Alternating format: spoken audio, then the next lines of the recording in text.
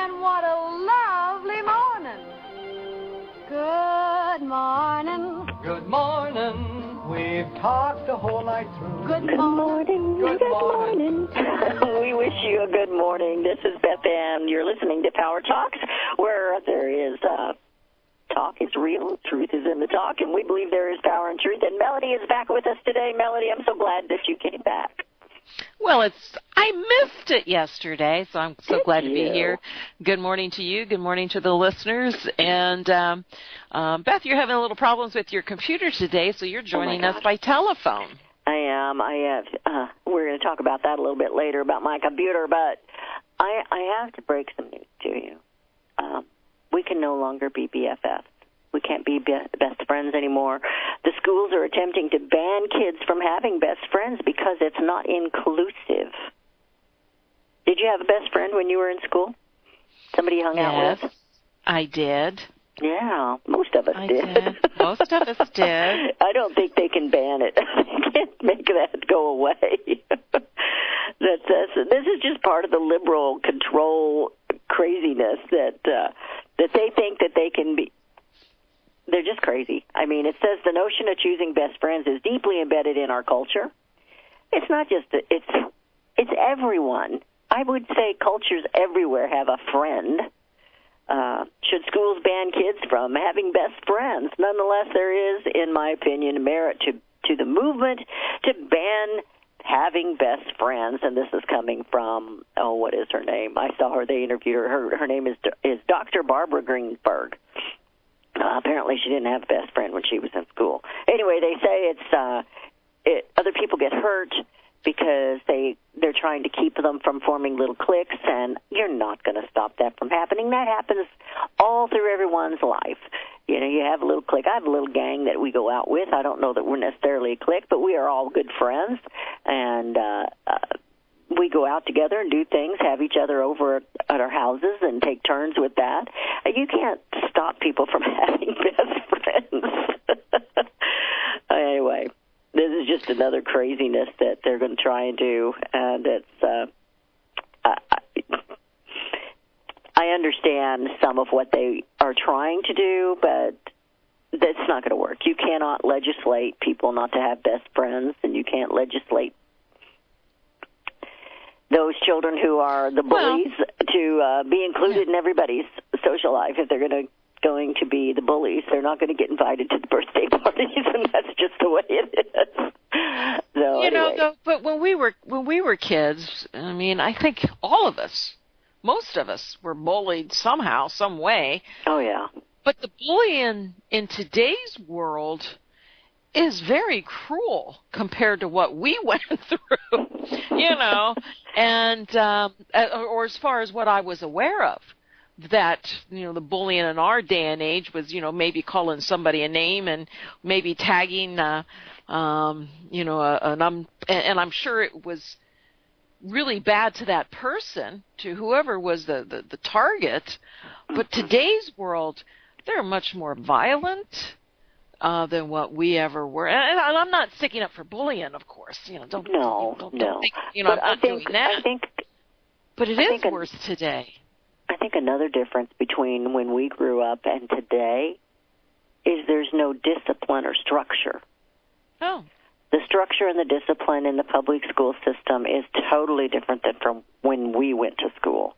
And it was probably different where you went to school than when I went to school, where I went to school in Kansas City, Missouri. The teachers had a handle on those kids. There was discipline, there was structure. And if there was bullies, and there were bullies, and if somebody got bullied on the playground, they got in trouble. And there were cliques. There were little girls over here, the rich girls, that had their little circle, and then the popular ones or whatever, and then the little girls over here that I was in didn't have as pretty a dresses, didn't have didn't have it as nice as the rich kids, and so you had your different groups that went out and played. I didn't hate the other girls. No, there was never any hate. Once in a while they would make fun of us. I'm sure we did our share of that too. I don't remember anything that was traumatizing to me for sure, but bullies are always going to exist. And the best way to control it is discipline and structure in the school. And, yeah, they do get pretty vicious, but I think that's a good part of the reason is because, yes. There's they no one learn to it at stop home them. as well. So instead of trying to stop the bullying and having a little more structure, let's just break up the cliques, and there will be no more BFFs. But no more BFFs, no more cliques. You've got to all work together. Do you know what's even funny? have that in workplaces. Yeah, where there's certain people that meet at the water cooler, they used to say, and that's just the nature of man, and they're not going to chase it away, and they're just going to upset the apple cart. But the kids are not, they're going to still have best BFFs. They're still going to have their best friends, and I think it should be that way. I think they should have best friends. We're also in a culture now where it just irritates me. I love to sit and watch people, but I don't make fun of people. No. And in today's world, it's like if you're carrying too many extra pounds, if you're short, if you're tall, Careful now. It's just like everybody targets in.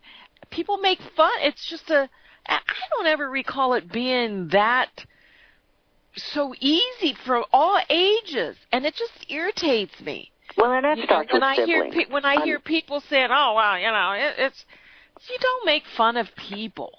Period. Yeah, my siblings made fun of me all the time.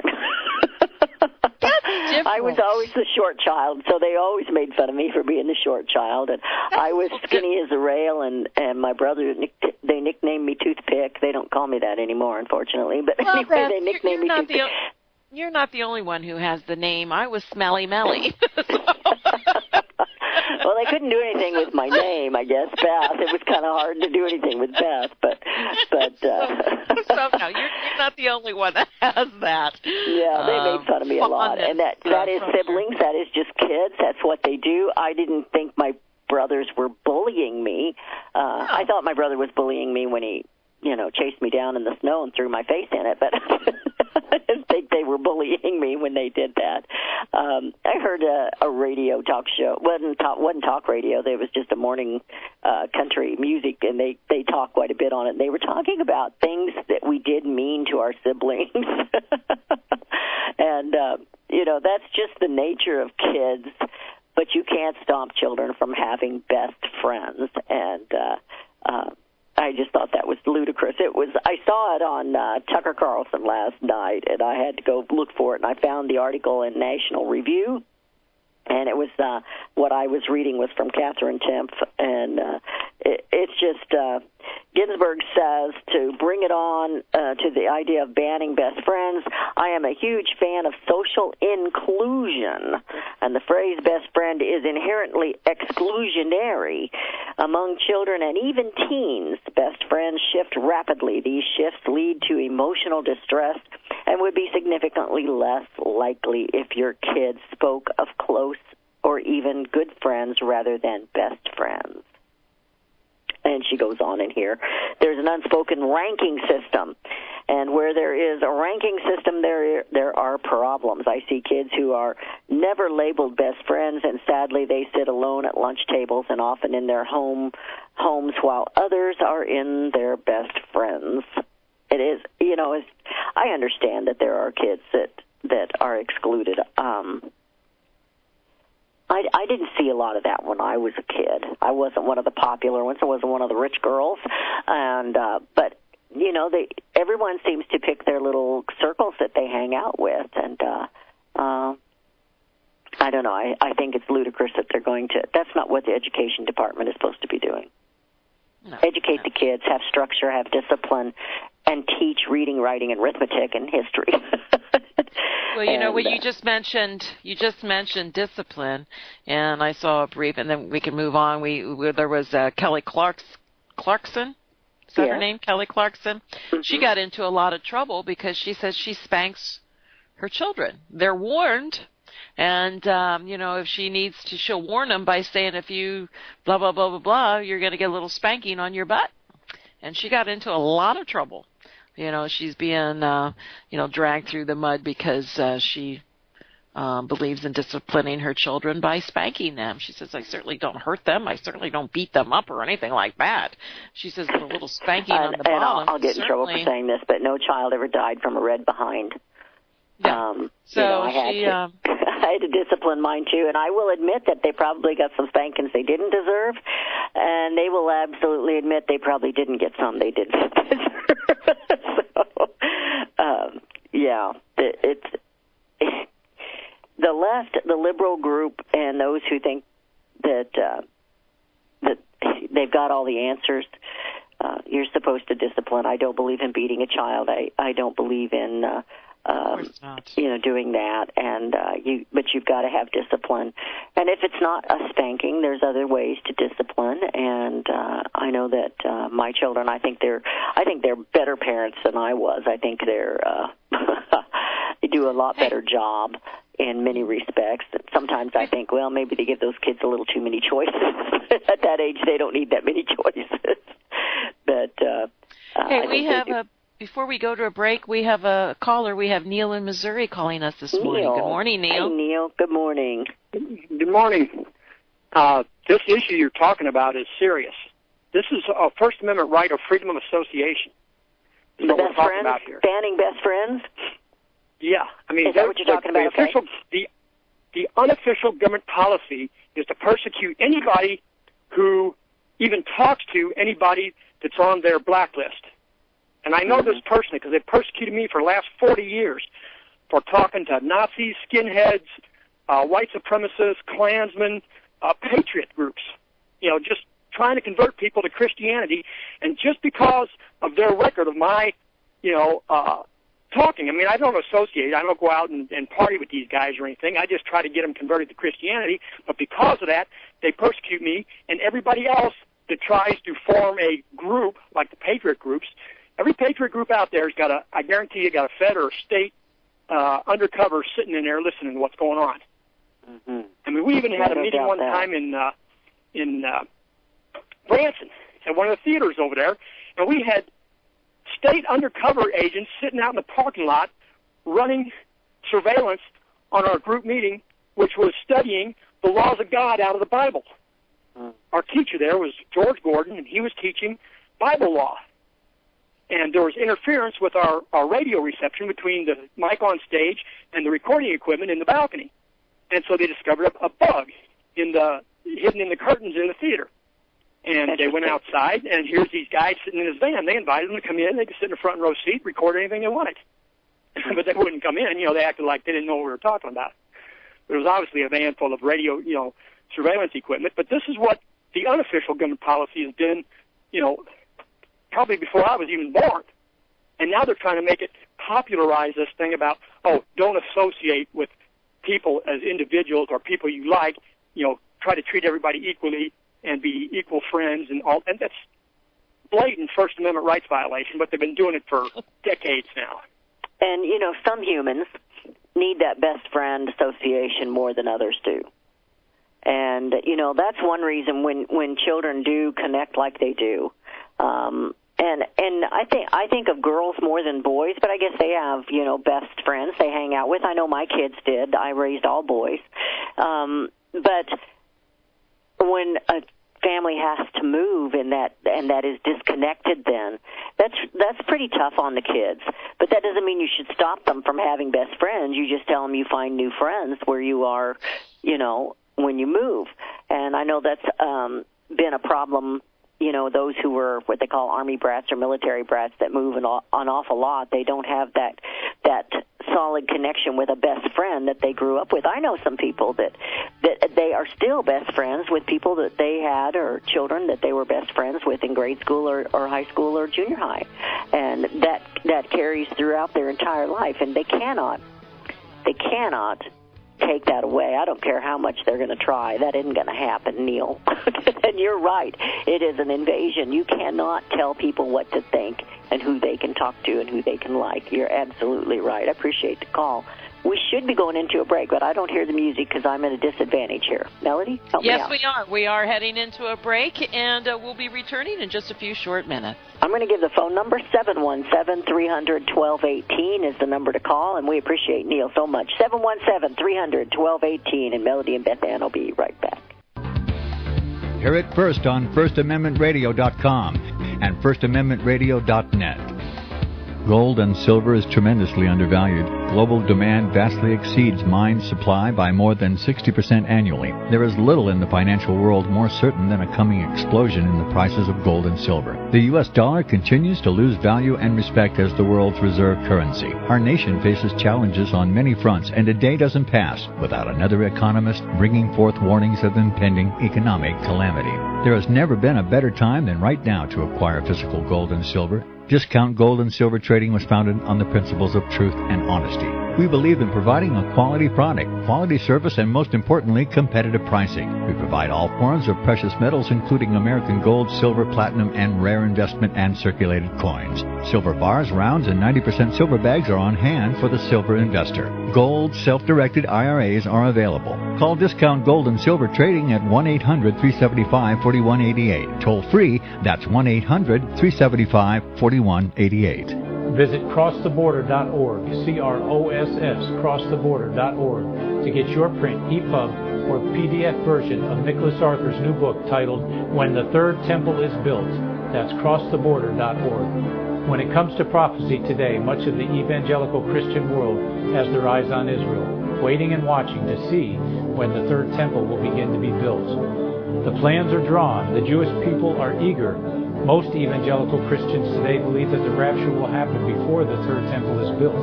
Hi, I'm Michael Eugene. I was taught that Daniel's 70th week was in the future. Is that really what the Bible teaches? Have we searched the Scriptures and found this to be true? Why is it so important for a reestablished Israel to build a third temple in Jerusalem? Is it necessary to build a temple on the same location already occupied by the Dome of the Rock? Is it necessary for sacrifices to take place in the temple on Temple Mount? Is there really a rapture followed by 7 years of tribulation? What is the New Testament temple?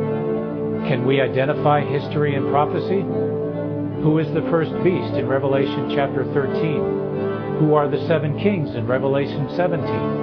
I have asked all these questions, and I have found Nicholas Arthur's new book, When the Third Temple is Built, answers all these questions and more using Scripture to interpret Scripture. The Bible says that no prophecy of Scripture is of any private interpretation. Nicholas shows us in his new book, When the Third Temple is Built, how the Bible interprets prophecy and not man's private interpretation. Visit crosstheborder.org, C-R-O-S-S, crosstheborder.org, to get your print, EPUB, or PDF version of Nicholas Arthur's new book titled When the Third Temple is Built. That's crosstheborder.org. Years ahead of the dominant media, FirstAmendmentRadio.com and FirstAmendmentRadio.net.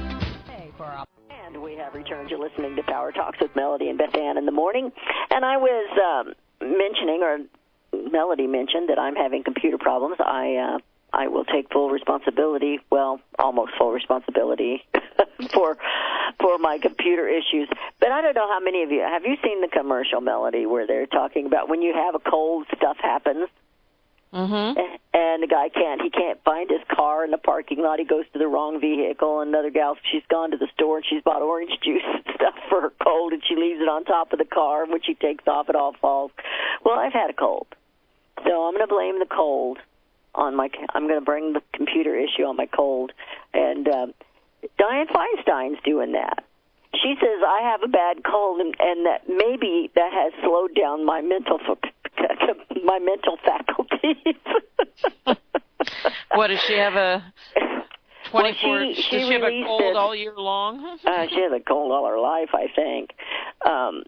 She says the Democrat California Senator Dianne Feinstein suggested a bad cold may have impaired her mental faculties and caused her to release the Fusion GPS founder Glenn Simpson's testimony before the Senate Judiciary Committee without telling committee chairman Chuck Grassley. She released this without telling anybody, and now she's saying it was her cold. Her cold made her do it. Now, Feinstein is 84 years old, and she has said some pretty ludicrous things in the past, and I don't really blame her age. I blame her because I think she is just such a far-left person. She's the one a few years back that said every veteran has mental illness. And, of course, now she says her mental faculties were slowed down because she had a cold. Nobody else has an excuse but Feinstein. Hers was her cold. And, of course, these are the same people that are saying Trump is mental. And I don't believe she had a cold. I think she did it intentionally. I think she, I'm not blaming her cold. But anyway, I thought that was kind of interesting. And I'm blaming the cold I'm blaming my computer issues on my cold. Well, you know what? People talk about term limits. I think there should be age limits. I mean, I have many clients that are 84, and they're very well with it. I mean, they're very to the point. I mean, so forth. But when you have a group of them writing our laws, governing our nation, they rely, I think, more on their assistance and their thoughts than perhaps their own, and there really should be age limits, probably. Oh, I don't think an assistant did this. I think Feinstein did it. I think she did it. I get that, but I still think age is a factor. And I'm not saying this to support her, but I'm saying that age, at 84, 88, you shouldn't be in there. I mean, I think there should be term limits and age limits. I don't think you should be continually. Let me finish. If we do the term limits, that would take care of the age limits, most likely. That probably is true. But did you know that Joe Arpaio is going to be running for senator? Yeah, I know, and he's 8. How old is he? Yeah, he's getting close to 90. Yeah, yeah, he's getting up there. He's in his 80s. I don't know that I don't think he can win, so I really wish that he wouldn't. It's not that I don't trust him, but I just don't think he can win. I think there's been too much controversy behind him in the last several years, and I met him. He's a really nice guy. I met him. He's just real down to earth, really a good guy. He's not a bigot and a racist like they all say. He's actually got grandchildren of color, and he was bragging about them with me when we were sitting and having a conversation. And it was interesting. I was at one of Sheriff Richard Mack's conferences, and I got to interview Sheriff Arpaio.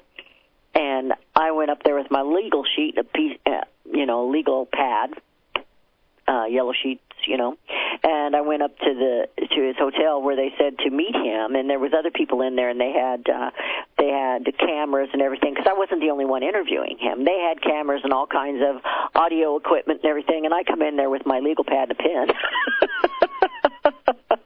And he looks at me and goes, "What are you doing?" I said, "Well, I was told to come up here at this time to interview you." He said, "And that's all you got?" "Yes."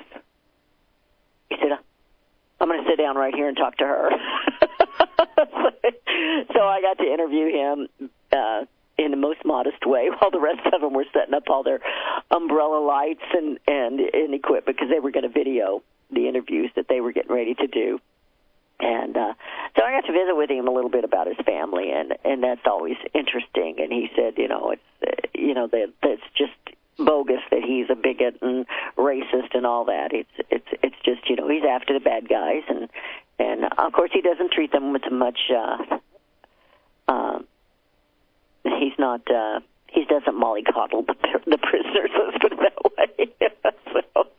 But he's a very interesting man, very sharp, and I got a big kick out of the interview, and I think he did too. Then I left, and the rest of them took on with their video and their audio. I took my yellow pad and went back downstairs where they were having a conference. So anyway, that's my little story, and you're stuck with it. Yeah, a lot of people do like him in Arizona, though, but I think because of his age and so forth and all the bad press that he's received, I don't think he has a chance. I mean, but I think his age is his biggest, But anyway, to move on, today in history, there's not a whole lot. You can tell us, folks, there's not a lot. There's a ton of news going on, but with the little bit of snafus we're having with the technology and so forth, it doesn't put us out our... It isn't the easiest, but not a whole lot happened today in history. You had the Grand Canyon. Theodore Roosevelt, back in 1908, makes the Grand Canyon a national monument. And there really wasn't a whole lot more going on. Reagan gave his farewell speech in 1989. Oh, wow. Yeah. Amelia Earhart, when I was in D.C. a couple of weeks ago or a month ago, we went to the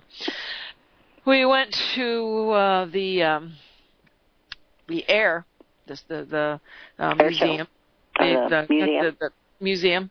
And it really is fascinating what she accomplished and what she did and where they used to fly. And, we just take flying for granted today. But that really was an incredible journey that she took in her youth. And I mean, we talk about women and so forth, what they've accomplished, and she really, so in this day in 1935, she flew from Hawaii to California.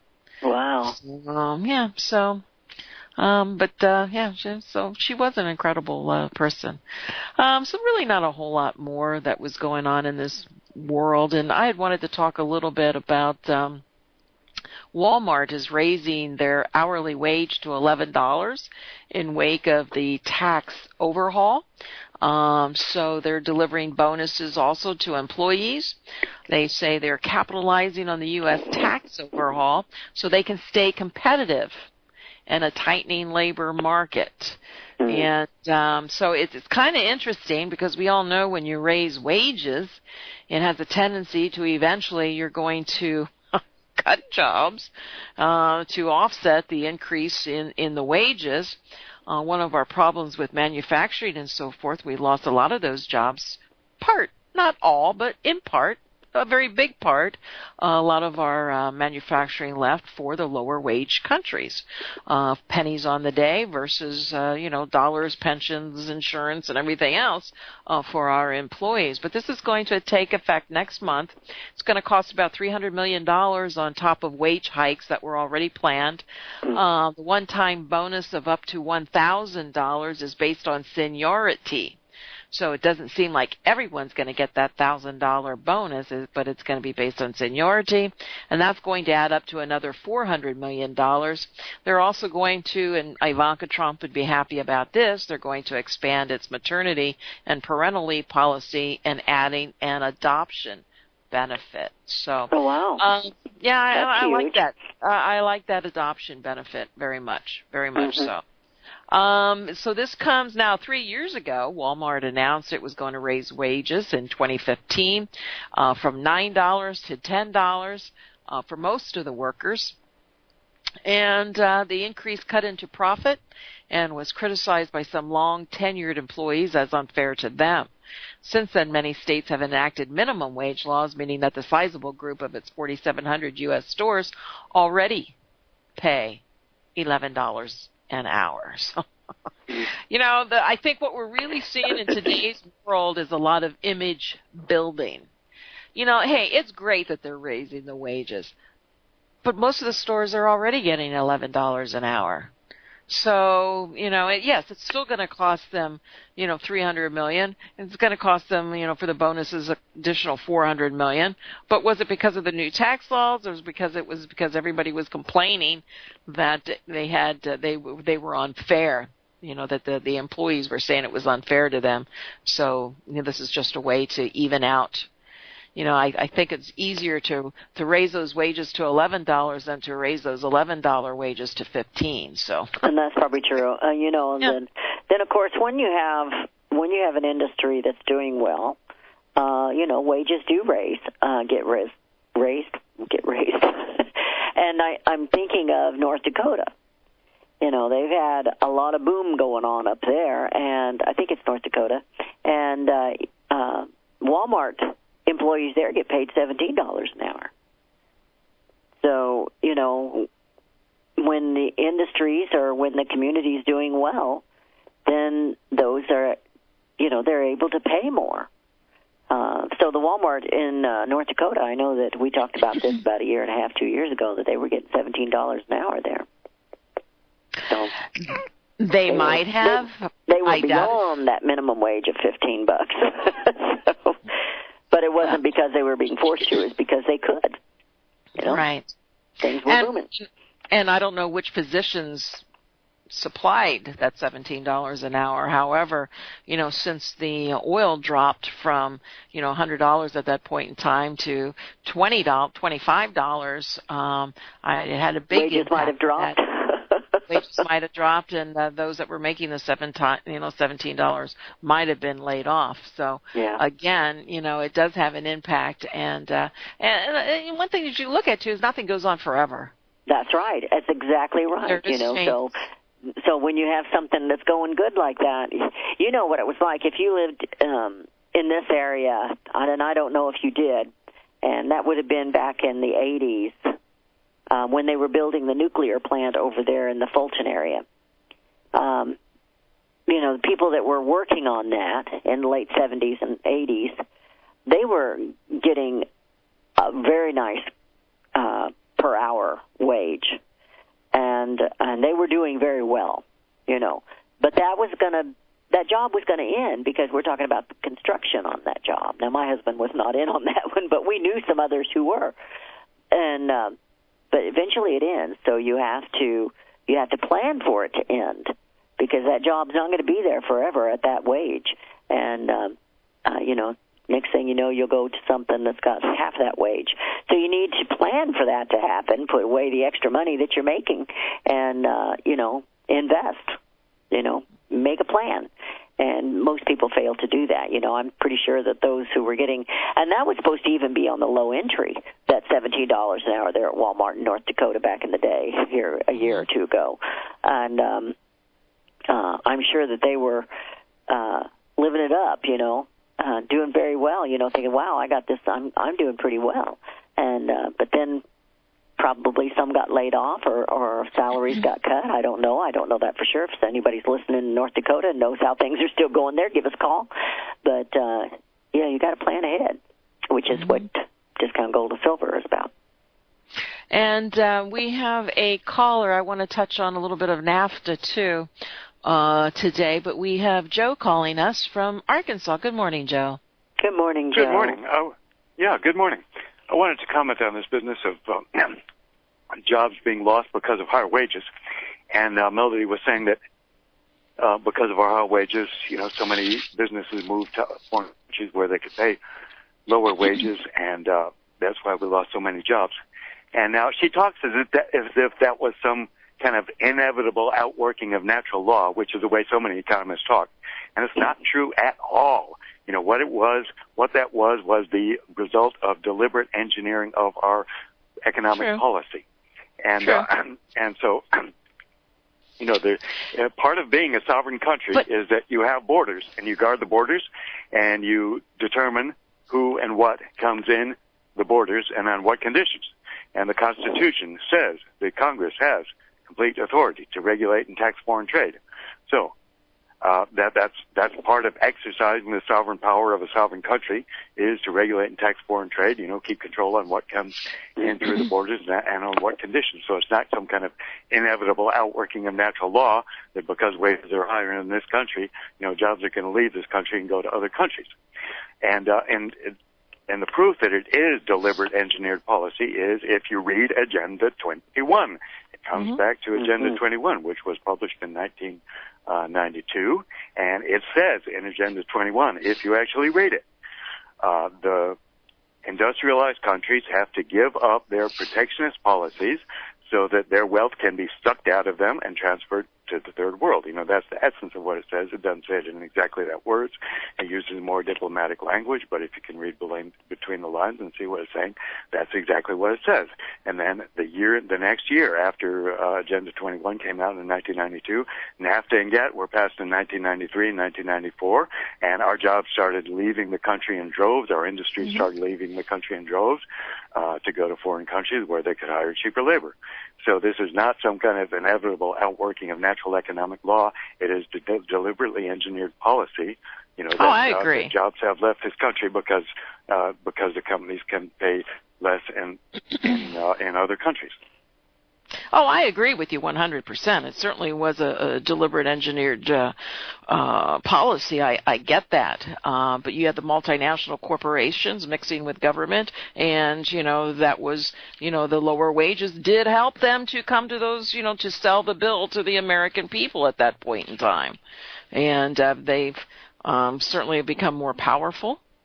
And so that's why I do have a problem. I do have a problem with business being mixed with government. It shouldn't be. It shouldn't be. And but we're at today. And so, no, I agree with you, Joe. I agree with you on 100%. I heard somebody explain it very well one time.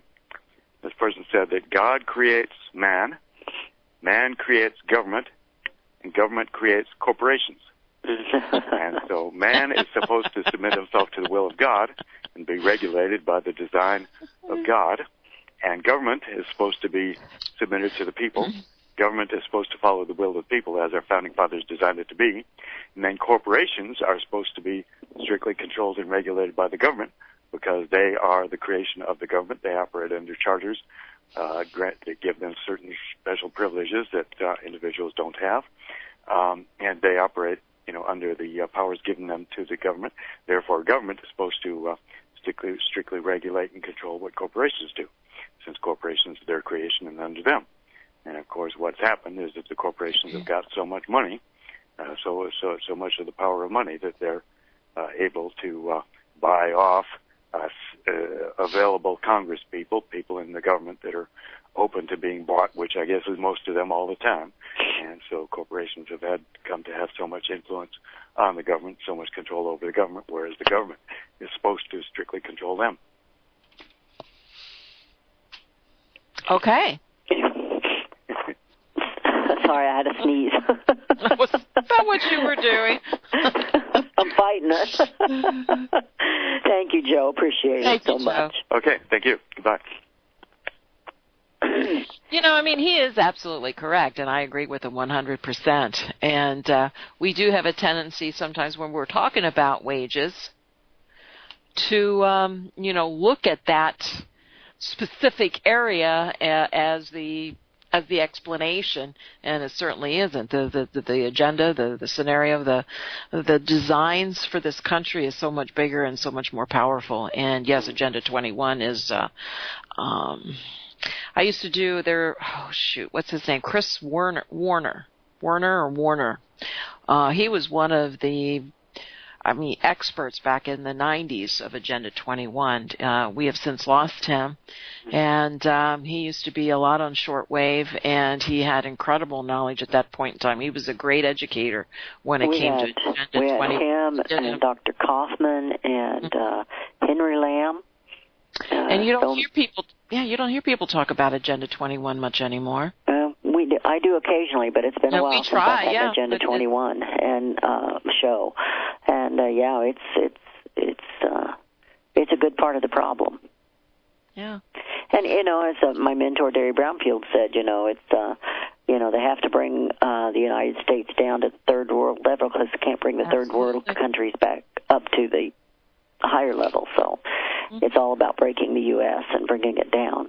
And I think we can see that it's doing that. It's a global control, and for not just for everything, for the wealth, for the land, for everything. And I heard him last night. My ears perked up, when I was watching the devastating mudslides. Oh. And I heard him talk about a watershed, and my ears perked up right then. There's the watershed. So Anyway, I have something that's going to be interesting, I think. This won't take us very long here. John Voight and Alveda King, they're involved in a pro-life film on Roe versus Wade. It says the film project examining Roe versus Wade from a pro-life perspective has Academy Award-winning actor John Voight and producer Nick Loeb, L-O-E-B, and Alveda King involved. According to the crowdfunding site and Indigo, the feature-length film, Roe vs. Wade, is the untold story, and it will reprise the most corrupt court case in history. I don't know how many of our listeners really understand how corrupt that case was, but there was an agenda. It says, in this untold story of how abortion activists lied and manipulated Jane Roe, the media, and the courts into the decision to allow abortion in 1973. This will be exposed in this movie. It says King, the niece of civil rights icon Martin Luther King, Jr., and an executive producer along with Loeb, will have a cameo role. Voight will appear in the role of a U.S. Supreme Court justice, and the funding goal that they're trying to raise is $2 million. And as of Wednesday, they've raised a pledge of $5,688. But that would be an eye-opener for so many Americans who do not remember. 1973 is a long time ago. They do not remember and they do not know what actually took place. I actually heard Jane Roe talk of what she went through and how she was lied to. In fact, it's very interesting. And she had the baby. She did not have an abortion. She had the baby. Anyway, very interesting that might happen. I think that will make a great movie. So. That is interesting. One of my family's friends, his father was, and I don't know if he was the attorney or a attorney for the, not for Roe, for Wade, I believe. Mm-hmm. And I never had the chance when I first found it out. It's like, he must have not been a very good. I have a way with words. He must not have been a very. And he says, and what he did say was, yeah, they screwed up. And we didn't go any further into details or anything like that. But, well, the story I got, it's been a long time ago since I heard it, and I heard her speak. Oh, I hear music. That they truly did use her and manipulate her. I think she did want to have an abortion, but I'd have to look up the story. But I really hope they get this movie done. I hear music. We're going into a break. Your calls are welcome at 717-300-1218. That's 717-300-1218. Melody and Beth Allen with Power Talks. We'll be right back. Hear it first on FirstAmendmentRadio.com and FirstAmendmentRadio.net. Since the beginning of time, kings have sought it, nations have fought for it. It has been traded, it has been borrowed, it has been purchased, it has been stolen. There's a reason for it.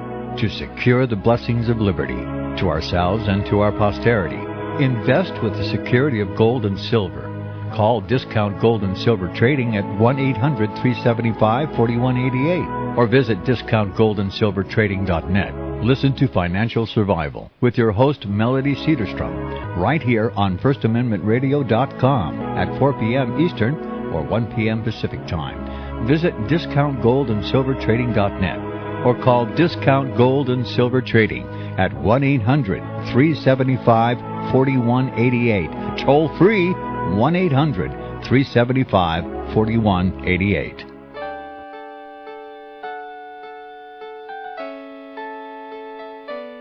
The program you are listening to is 100% sponsored by you, the listener, on this First Amendment Rights Media channel.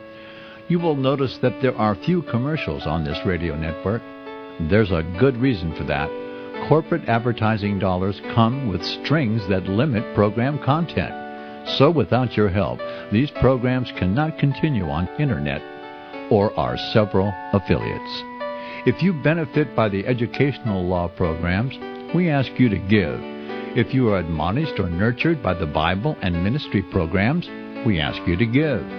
If some voice a cause that you are passionate about, we ask you to give. If you believe in any of these, we ask you to support them as you would a missionary on a continual basis, as if giving a tithe for missionary radio. These programs are not commercially viable and must be supported by those faithful to the cause of truth. Look for the button to sponsor your favorite programs at our listen and schedule pages on the Internet.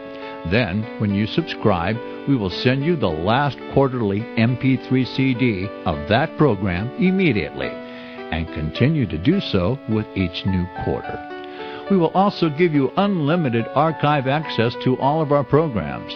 We're asking you to give much less than a tithe, so that you may also send support directly to a particular program host, cause, and anywhere else the Spirit may lead you. Do all to the glory of our God and Creator, for His holy nation, the only kingdom that will last forever. Thank you for listening.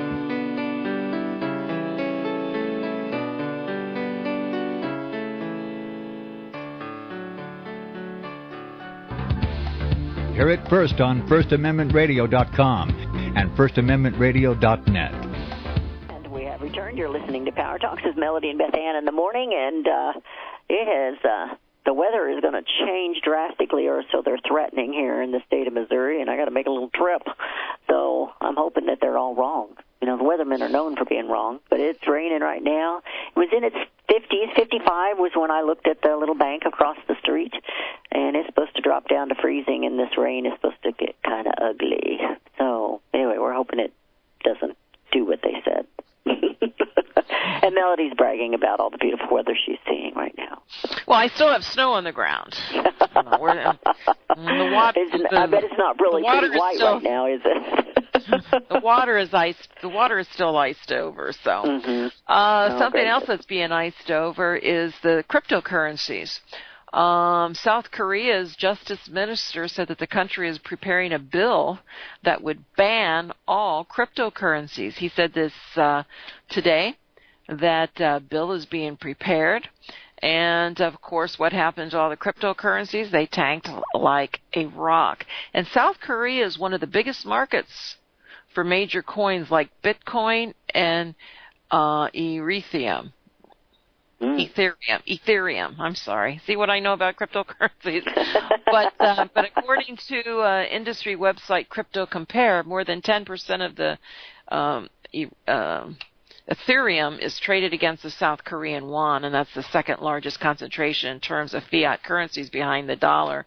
Meanwhile, 5% of all Bitcoin are traded against the won.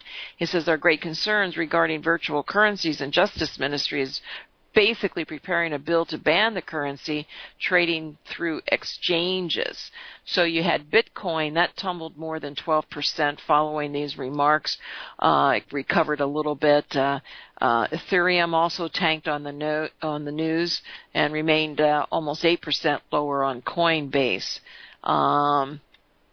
So later in the day, of course, they kind of come out and try to do a little bit of damage control. So the South Korea's presidential office said that any potential bill is not a measure that has been finalized. So, they want to stem the flow of creating any type of panic. So there was about $100 billion that was wiped off the global cryptocurrency market following the talk of South Korea trading bans. So, interesting. It is very interesting, and I believe it's countries that are involved in these cryptocurrencies, a big part of them. I think they've been created by governments. That's just for knowing governments the way I do and their agenda. Like Joe talked earlier, we know what their agenda is and what they're trying to do, what they're going to accomplish. Anybody can know by just reading a little bit. And So I think Bitcoin, all these cryptocurrencies are very sensitive to, what any country might say or any types of bills that they might pass in order to eliminate the trading thereof in their countries. So, and you have, I think in South Korea took the news from the minister. It came after the country's largest cryptocurrency exchanges were raided by police and tax agencies this week for alleged tax evasion. So, you start messing with government's money, you start messing with their taxes to prevent them from going deeper and deeper into debt. I mean, they're going to come back and they're going to put a stop to it. They're going to, because they want their share of the pie, and they don't want you to have it. So think about that. Think about that with our markets. Think about that with our finances here in this country, and so they need the revenue. They do need the revenue, and I know. This is a little off the topic, but talking about they don't want you to have it. I was watching some of the interviews regarding the Democrats that are so adamantly against this tax reform bill that went through and how unfair it was. And even those that have been critics of it say, 80% of the American people are going to see a difference on their taxes. They're going to have benefits from this. And one guy, they give this out, and this guy says, yeah, but that's just not good. We can't have that. And then they were going on about what doesn't matter what happens for the American people. It's what they gave away to the corporations. And they're just going nuts on this melody. And I know we have, we're going to sit back and watch how this all plays out. But I'm thinking what Americans ought to start doing is asking these senators and representatives, what was your net worth before you took office? And what is your net worth now? Wouldn't you like to know that? As they sit there and point at one another, because we know that the Democrats, just like the Republicans, help these corporations and these other agendas out. And I'm thinking when they sit there and say this, and this guy was talking about everybody going to die, they just go off on craziness, and it's like, what is your net worth now? What was it before you became a representative or senator? Because we know they're making money, Melody, hand over foot. Absolutely. On the decisions that they make. Absolutely. And that's the trouble with bringing back earmarks. But they're going to do it anyway, whether it's earmarked or not. You see the promises. Look at Collins. She was promised a couple of things. She didn't get them yet. Mm-hmm. So, you do these verbal agreements, and clean. Hey, all of these bills should be clean. There shouldn't be anything attached to them. I agree. And that's, when I'm president, that's going to change. Yeah, I think. And I think the American people ought to be outraged by that, because that's just another form of manipulation and hiding their vote. Absolutely. So, it's just the same thing another day. California Governor Jerry Brown, we talked about, oh my goodness, the lunatic that he is. But he's talking about legal rulings may clear the way for making cuts to public pension benefits. He says, which would go against longstanding assumptions and potentially provide financial relief to the state and its local governments. Brown said he has a hunch.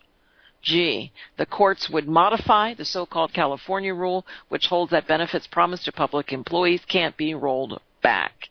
Folks, you got to go after them. Oh, they can't pay for them. They gotta have. They're unfunded, and there's already been precedent set. I watched the mudslides last night, and they were talking about how hard California has been hit with the disasters here lately, the fires and the floods and this mudslide. And I'm just going to throw this out there. California, for many, many years, has been mismanaged. Financially, the land, everything has been mismanaged. And that's why California's broke. That's why they're having these wildfires that they can't stop. That's why they're having mudslides, because that's following these fires. There's nothing left to keep the the water from coming down and the dirt and the mud. It is a total and complete mismanagement in the state of California, across the board. And it's been going on for a long time. You can't just bring Jerry Brown, but he hasn't fixed anything. But it was broke when Arnold Schwarzenegger was in there. It was broke then. But it's just total mismanagement. The government is doing a terrible job of managing the land and managing the currency, managing the economics of this country. They're just doing a lousy job. Every government, whether it be state, local, federal, they're all mismanaged. It's all, it's... Exactly. Because we allow these special groups, these, to save the tortoise for all silly reasons. And I'm not saying Agenda 21. That's what it comes back to. And we talked this morning about best friends. So maybe we'll close this way. There was an undercover video. I'm just seeing this headline: Twitter engineers to ban a wave of talking through shadow banning algorithms to censor opposing political opinions. So he says that's the Twitter engineer. He says they're looking to do this shadowing and to ban, and it's a way of banning talking. It's that First Amendment again, huh? There goes that First Amendment again. And you know what's sad? It's probably a lot of people will say, well, yeah, it messes up my Twitter feeds or it messes up my Facebook feeds or something, so get rid of that stuff. And it's like they really don't understand what they're talking about. And also Facebook. You can also block it. You don't have to have it all there. You can block it.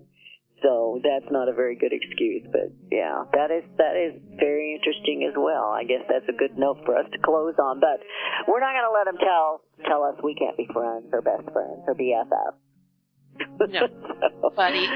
But we will be back here tomorrow, and it is Friday tomorrow, so will we have Open Mic Friday, Beth? I believe we will. Oh, yay! And you might write the number down, 717-300-1218, and we'll see you back here tomorrow. Have a great day. Okay.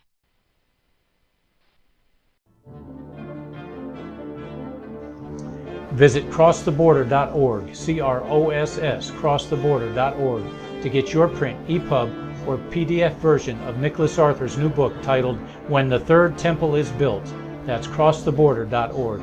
When it comes to prophecy today, much of the evangelical Christian world has their eyes on Israel, waiting and watching to see when the third temple will begin to be built. The plans are drawn. The Jewish people are eager. Most evangelical Christians today believe that the rapture will happen before the third temple is built. Hi, I'm Michael Eugene. I was taught that Daniel's 70th week was in the future. Is that really what the Bible teaches? Have we searched the Scriptures and found this to be true? Why is it so important for a re-established Israel to build a third temple in Jerusalem? Is it necessary to build a temple on the same location already occupied by the Dome of the Rock?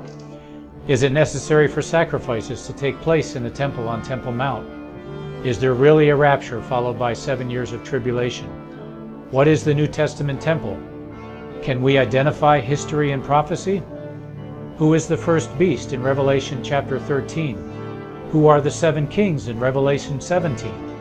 I have asked all these questions, and I have found Nicholas Arthur's new book, When the Third Temple is Built, answers all these questions and more using Scripture to interpret Scripture.